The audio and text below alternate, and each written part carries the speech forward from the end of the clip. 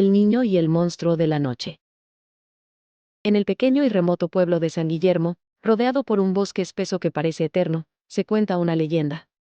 Un monstruo sombrío emerge de esas profundidades húmedas y oscuras en noches de luna llena. Dicen que busca niños desobedientes, aquellos que se atreven a cruzar los límites del pueblo después de que el sol se oculta detrás de las montañas. Para muchos, no es más que una historia inventada para asustar a los pequeños, pero a otros les resulta más que un simple cuento. Todo cambia la noche en que Mateo, un niño de solo 8 años, desaparece sin dejar rastro. Mateo siempre fue curioso, un pequeño soñador fascinado por lo desconocido. Mientras los otros niños se intimidaban con las historias del monstruo de la noche, él las escuchaba como si fueran invitaciones a explorar. Antes de su desaparición, Mateo mencionó algo peculiar: susurros. Decía que alguien le hablaba por las noches, promesas de aventuras y descubrimientos tras la neblina del bosque. Al principio, nadie le creyó, pero esa noche, Mateo siguió los murmullos. Nunca regresó. Con la desaparición de Mateo, los días se vuelven grises y las noches insoportables.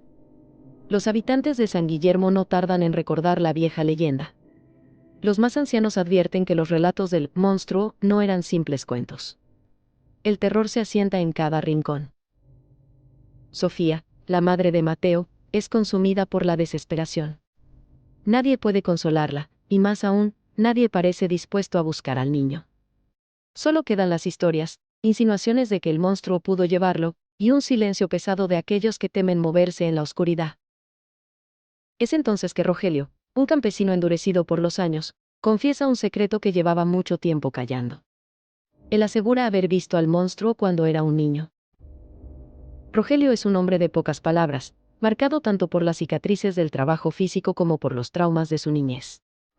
Cuando tenía solo 10 años, dice haber sentido la presencia del monstruo.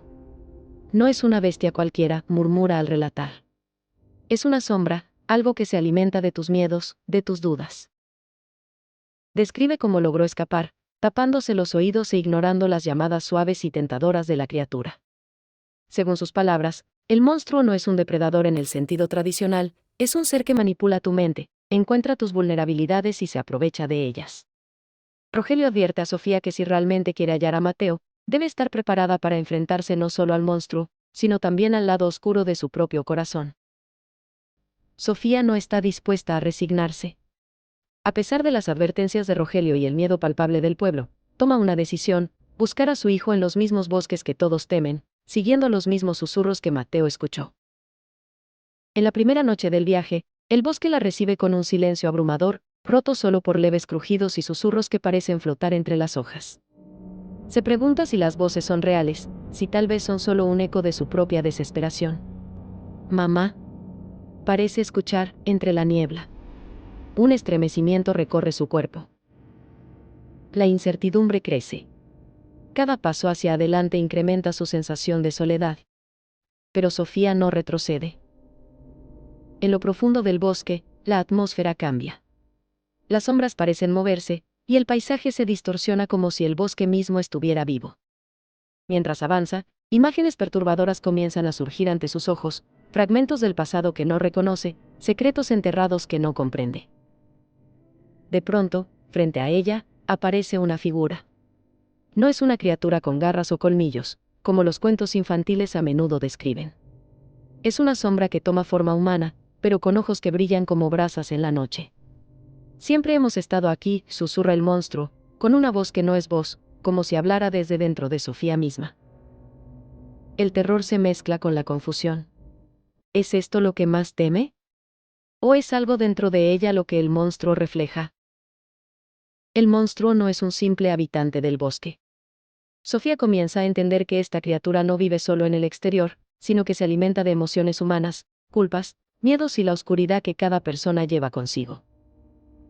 Entre visiones, la verdad comienza a surgir: el pueblo de San Guillermo tiene un pasado manchado, generaciones anteriores intentaron encubrir pecados terribles, y dichos actos parecen haber dado vida a esta manifestación. Pero no acaba ahí. La conexión entre Mateo y el monstruo es reveladora.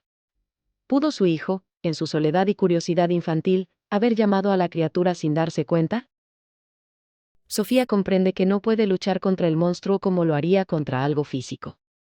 La única manera de vencerlo es enfrentarse a sus propios miedos y perdonarse por las sombras de su pasado.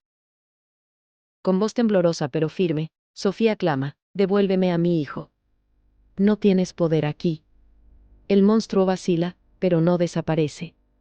Sus ojos brillan con una mezcla de desafío y aceptación. La escena culmina con un fuerte estallido de luz.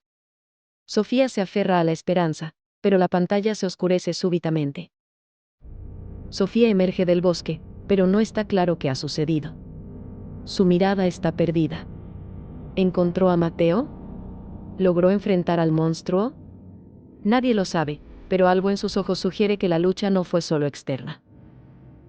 Mientras el pueblo intenta continuar, los susurros no desaparecen del todo. Hay quienes aseguran que Mateo nunca se fue del bosque, que ahora forma parte del propio monstruo. La pantalla muestra un último plano del bosque. Desde su interior, una tenue voz infantil susurra: «Mamá». Y entonces, silencio. Esta historia no solo habla de un terror externo, sino también del miedo interno que llevamos. ¿Son los monstruos reales, o los creamos nosotros mismos? ¿Qué sucede cuando los secretos y la culpa dan forma a algo que no podemos controlar? El niño y el monstruo de la noche nos deja una inquietante lección: a veces, enfrentarnos a nuestros propios demonios es más aterrador que cualquier criatura de la oscuridad.